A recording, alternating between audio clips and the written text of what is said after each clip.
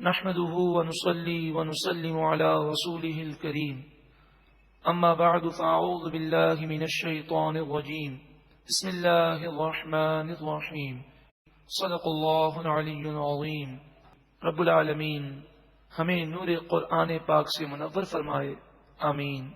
یا ایھا الذین آمنوا لا تتبعوا خطوات الشیطان، چونکہ لوگ شیطان کی باتوں میں آ گئے اور سنی سنائی بات کو پھیلانے لگے۔ اے ایمان والوں، شیطان کے قدموں کے پیچھے نہ چلو، شیطان کی باتیں نہ مانو۔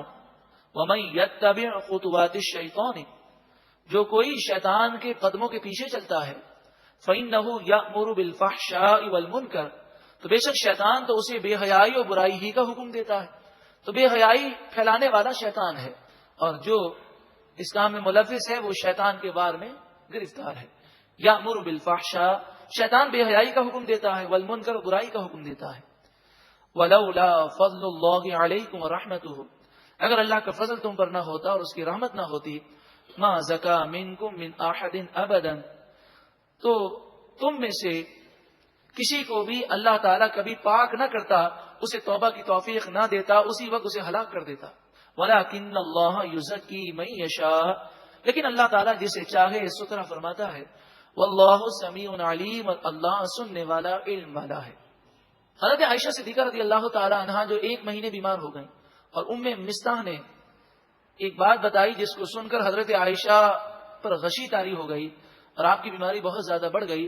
وہ بات یہ تھی کہ حضرت ام مستح حضرت ابوبکر صدیق کی خالہ ہیں، تو حضرت صدیق اکبر رضی اللہ تعالی عنہ کی خالہ ام مستح کے صاحبزادے ہیں مستح، جن پر صدیق اکبر کا ہمیشہ احسان رہا، اور آپ نے اس غریب کی ہر وقت مدد کی۔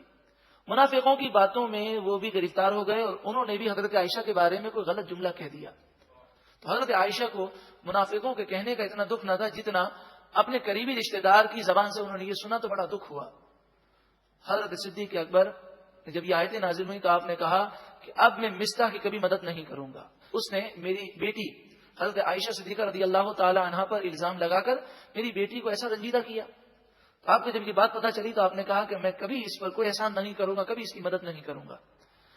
اللہ تبارک و تعالی نے یہ آیتیں نازل فرمائی، وَلَا يَأْتَلِ أُولُو الْفَضْلِ مِنْكُمْ وَالسَّعَةِ، تم میں سے جو فضل والے ہیں اور جو وسعت والے ہیں، فضل سے مراد دینی فضل ہے اور وسعت سے مراد دنیاوی وسعت ہے۔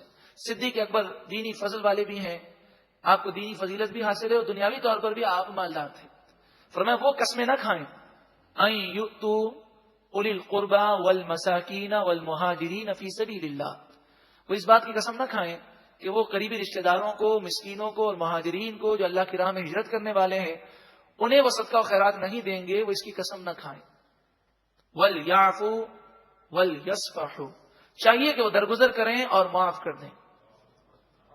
صدیق اکبر رضی اللہ تعالی عنہ نے جب یہ آیت کریمہ سنی اور اس میں یہ حکم تھا کہ وہ قسمیں نہ کھائیں، تو آپ تو قسم کھا چکے تھے، تو آپ نے اپنی قسم توڑ دی، یعنی حضرت مستح کی آپ نے مدد کی، انہیں معاف کر دیا، اور پھر آپ نے اپنی قسم کا کفارہ ادا کیا۔ الا تحبون ان یغفر اللہ لکم، کیا تم یہ پسند کرتے ہو کہ اللہ تعالیٰ تمہاری مغفرت فرما دے؟ تم معاف کرو، اللہ تمہیں معاف کر دے گا۔ صدیق اکبر سن کر رونے لگے اور کہا میں ضرور یہ پسند کرتا ہوں کہ اللہ مجھے معاف کر دے۔ واللہ غفور الرحیم، اور اللہ بخشنے والا مہربان ہے۔ ان الذین یرمون المحصنات الغافلات المؤمنات، بے شک وہ لوگ جو پاک باز مومن عورتوں پر جھوٹا الزام لگاتے ہیں، غافلات سے مراد ہیں ایسی عورتیں جو نہ بے حیائی کرتی ہیں اور نہ بے حیائی کا کبھی وہ جانتی ہیں۔ حضرت عائشہ صدیقہ رضی اللہ تعالی عنہا اس قدر پاک باز تھیں کہ آپ کو پتہ ہی نہیں تھا کہ بے حیائی کیا ہے، یعنی تصور سے بھی آپ پاک رہیں۔ تو غافلات سے مراد وہ عورتیں ہیں کہ جو ایسی پاکیزہ ہیں، ان پر جو الزام لگاتے ہیں، لعنوا فی الدنیا والآخرہ، ان کے لیے دنیا اور آخرت کی زندگی میں لعنت ہے، اللہ کی رحمت سے وہ دور ہیں۔ وَلَهُمْ عَذَابٌ عَظِيمٌ، اور ان کے لیے بڑا عذاب ہے۔